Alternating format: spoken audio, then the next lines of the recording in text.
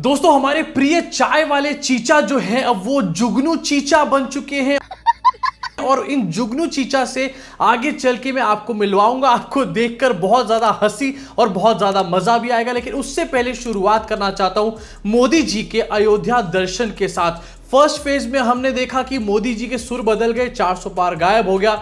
Second phase में हमने देखा कि पाकिस्तान औरंगजेब मुसलमानों को टारगेट करना शुरू कर दिया। थर्ड फेज से पहले हम यहां पर देख रहे हैं कि मोदी जी ने भगवान राम के आगे ढोक लगानी शुरू कर दी है। अब कोई और रास्ता नहीं बचा है, राम जी आप ही मुझे बचा लीजिए। बात तो सही है। अपने स्क्रीन पर आप इस वीडियो को देखिए, मोदी जी अयोध्या गए थे। अब इसमें कोई भी प्रॉब्लम नहीं है। प्रॉब्लम इस बात में है कि मोदी जी के अयोध्या जाने की टाइमिंग आखिरकार क्या है। आपकी स्क्रीन पर वीडियो चल रहा होगा जहां पर मोदी जी भगवान राम के आगे, राम लला के आगे ढोक लगाने का काम कर रहे हैं। Very nice, very good. लेकिन जरा रिपीट मोड पे आपको फिर से वीडियो दिखाना चाहता हूं, क्योंकि इस वीडियो में सबसे पहले एक बहुत विचित्र बात है। अपने आप को असली हिंदू कहा जाता है, लेकिन असली हिंदू क्या आपको दिखाना चाहता हूं।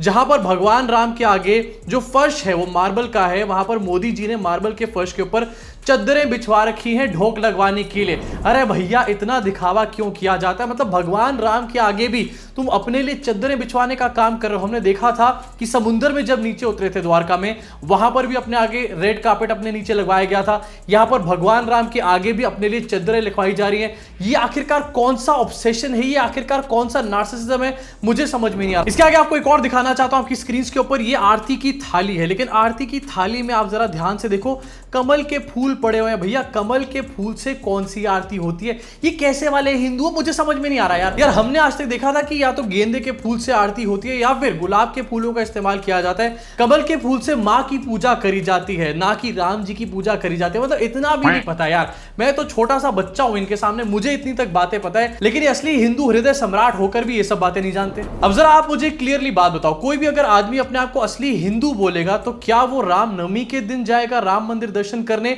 या फिर वो तब जाएगा जब उसका इलेक्शन की डेट उस जगह पर पास आने वाली होगी? कोई अगर अपने आप को असली हिंदू बोलेगा तो डेफिनेटली रामनवमी पर जाकर ही राम जी के यहां पर दर्शन करके आएगा। मतलब भाई इनका अलग ही यहां पर चल रहा है। ये भाई साहब जो है हमारे, ये रामनवमी के दिन फोन की टॉर्च लाइट से राम जी का सूर्य तिलक कर रहे थे। सूर्य तिलक फोन की टॉर्च लाइट से। और आज राम जी के दर्शन करे जा रहे हैं क्योंकि अब इनकी इलेक्शन की डेट पास आ रही है, इनको नामांकन करना है। ये है रीजन। फिर भी कीपिंग एवरीथिंग असाइड, सबसे बड़ा सवाल यही निकल कर आता है कि राम जी के आगे मत्था टेकने के लिए चद्दर लगाने की क्या जरूरत है? जब राम जी की आप आरती कर रहे हो तो थाली में कमल रखने की क्या जरूरत है? इसके साथ आगे बढ़ना चाहूंगा और एक और स्टेटमेंट आपको चीचा का दिखाना चाहूंगा। चीचा जो है पूरी तरीके से बौखला चुके हैं और अब चीचा कह रहे हैं कि मैं रहूं ना रहूं, मतलब अपने मरने तक की बातें यहां पर आ चुकी हैं। जरा सुनिए एक बार। ये सब क्यों कर रहा है? क्योंकि मोदी रहे या न रहे,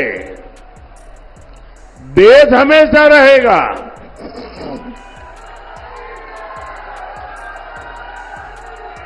अरे फिर से वही बातें, मोदी रहे या ना रहे।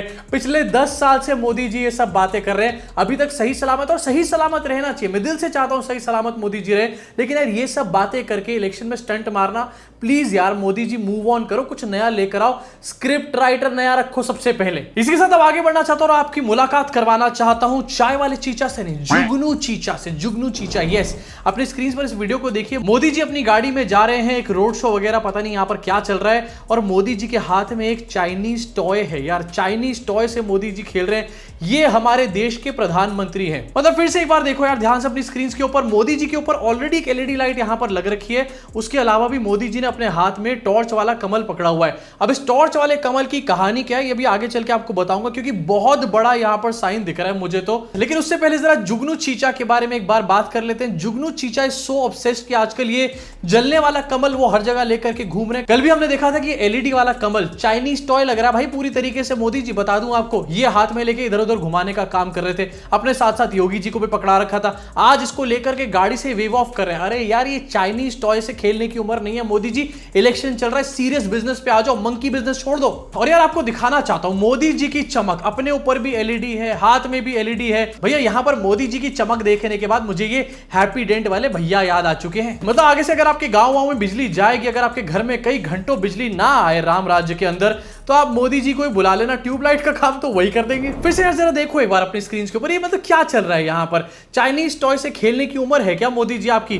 थोड़े दिन पहले मोदी जी ने गेमर से बात करी थी और कहा था कि मैं अपने बाल रंग करके व्हाइट करता हूं जिससे कि मैं मैच्योर लगूं। सही कहा था मोदी जी ने, क्योंकि हरकतें बिल्कुल इमेच्योर हैं अभी तक। एक बार देख लो सोशल मीडिया के ऊपर यार लोग क्या क्या कह रहे हैं। नारुंदर भाई कह रहे हैं जुगनू प्रो मैक्स, उसके बाद डॉक्टर नीमो यादव कमेंट्री कह रहे हैं you may confuse him with someone who sells toys at India Gate. Actually में भाई यहां पर जुगनू चीचा ऐसा लग रहा है कि बस में चाइनीज टॉय बेचने वाला कोई अंकल आ चुका है बच्चों को लुभाने के लिए। अच्छा अभी 2 मिनट पहले मैंने एक बात बोली थी कि बहुत ज्यादा कमल मोदी जी हर जगह दिखा रहे हैं और अपने फेस से भी ज्यादा कमल को आगे रख रहे हैं इस टाइम के ऊपर। इसके पीछे मुझे एक बहुत बड़ा साइन नजर आता है और आपको दिखाना चाहता हूं एक फोटो के साथ। कल परसों का ये भाषण है कहीं का और यहां पर तो मोदी जी ने हदें पार कर दी, अपने सर के ऊपर कमल लगा रखा है, टोपी पहन रखी है कमल वाली।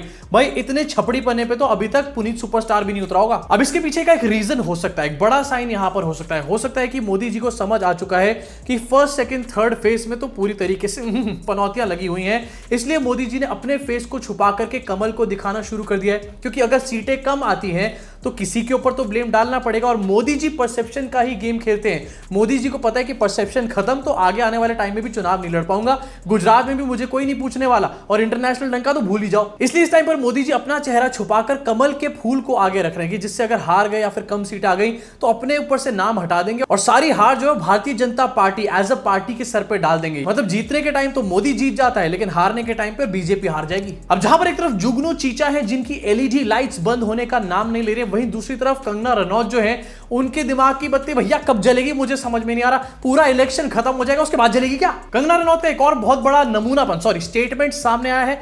यहां पर कंगना रनौत अपने आप को कह रही हैं कि वो अमिताभ बच्चन के बाद सेकंड नंबर पे आती है। उनको इतना प्यार मिलता है देश के अंदर कि शायद इतना प्यार अमिताभ बच्चन के बाद किसी भी सुपरस्टार को नहीं मिला होगा। शाहरुख खान वो क्या है भैया, कंगना रनौत है। देश हैरान है कि वो बेटी, वो कंगना, चाहे मैं राजस्थान चली जाऊं, चाहे मैं बंगाल चली जाऊं, चाहे मैं दिल्ली चली जाऊं, चाहे मैं मणिपुर चली जाऊं, ऐसा लगता है कि जैसे मानो इतना प्यार इतना सम्मान शायद मैं दावे से कह सकती हूँ अगर अमिताभ बच्चन जी के बाद आज किसी को इंडस्ट्री में मिलता है तो वो मुझे मिलता है। मुझे मिलता है। एक्टिंग करनी छोड़ दो दीदी, एक्टिंग के नाम पर वोट सिर्फ मोदी जी को मिलते हैं, तुम्हारे को नहीं मिलेंगे। अबे जान दो कि सबसे पहले स्टेटमेंट में आपने मणिपुर को ही नोटिस किया होगा, लेकिन यहां पर बात कर लेते हैं कंगना रनौत के सेल्फ ऑब्सेशन के बारे में। लास्ट हिट फिल्म कौन सी थी? कंगना रनौत को खुद भी ये बात ध्यान नहीं होगी, मोदी जी को तो पता भी नहीं होगा कि कौन सी हिट फिल्म थी इनकी, लेकिन कंगना रनौत को इतना प्यार मिला है कि अमिताभ बच्चन के बाद वही आती है सबसे ज्यादा। इसके अलावा यार यहां पर बोलना चाहूंगा आदमी को ना बहुत ज्यादा नहीं बोलना चाहिए, नपे तुले ढंग से बोलना चाहिए, नहीं तो इसी तरीके की फजीयतें कराता है। मणिपुर चली जाऊं, मणिपुर तुम्हारे अपने पापुआ नहीं गए अभी तक, तुम कहां से चली जाओगी दीदी? और बात सिर्फ यहीं तक खत्म नहीं होती। दीदी ने ज्ञान पेलते पेलते इतना ज्ञान पेल दिया, मोदी जी का इतना फौरन डंका बजा दिया कि उन्होंने ये भी कह दिया कि पुतिन भी मोदी जी की रोज शक्ल देखता है कि अब क्या करूं मोदी जी। पुतिन से लेके यूक्रेन वाले उनके चेहरे पे देखते रहते हैं कि हमें बताएं, हमें समझाएं, हमारा मार्गदर्शन करें, और वो उनका मार्गदर्शन करते हैं। शायद इसीलिए आज तीसरा विश्व युद्ध नहीं हो रहा है। भाई इसीलिए तीसरा विश्व युद्ध नहीं हो रहा। समझ में आ गई तुम लोगों को? मतलब इधर उधर की बातें सब छोड़ दो, चाहे जो बाइडेन हो या फिर पुतिन हो या फिर इजराइल के नेतन्याहू हो, उनको सबको साइड कर दो। मोदी जी की वजह से थर्ड वर्ल्ड वॉर नहीं हो रही। Thank you Modi ji. कंगना रनौत की बातों को सुन सुन कर ना मोदी जी भी सोचते होंगे कि अबे यार कोई इसको चुप कराओ, प्लीज चुप कराओ यार, बहुत हो गया। इसी के साथ आगे बढ़ना चाहता हूं और जरा सीरियस न्यूज के बारे में बात करना चाहता हूं। कंगना के बारे में बात हो गई तो स्मृति ईरानी चाची के बारे में बात कैसे ना हो। चाची जो है अमेठी से इतनी बढ़िया तरीके से इलेक्शन जीत रही है, इतनी बढ़िया तरीके से इलेक्शन जीत रही हैं कि अब उनके गुंडे जो हैं गुंडागर्दी पर उतर आए हैं। जी हां, कांग्रेस का इस टाइम पर यह कहना है कि स्मृति ईरानी के लोगों ने कांग्रेस के दफ्तर के बाहर तोड़फोड़ मचाने का काम किया है, गुंडागर्दी करने का काम किया है। एक बार इस वीडियो को देखिए।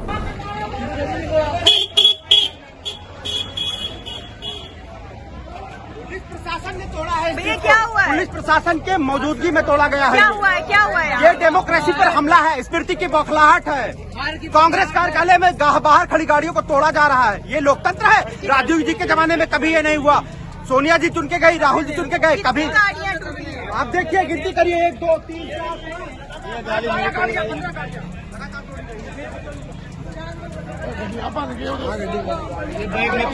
ये किसकी गाड़ी है भैया?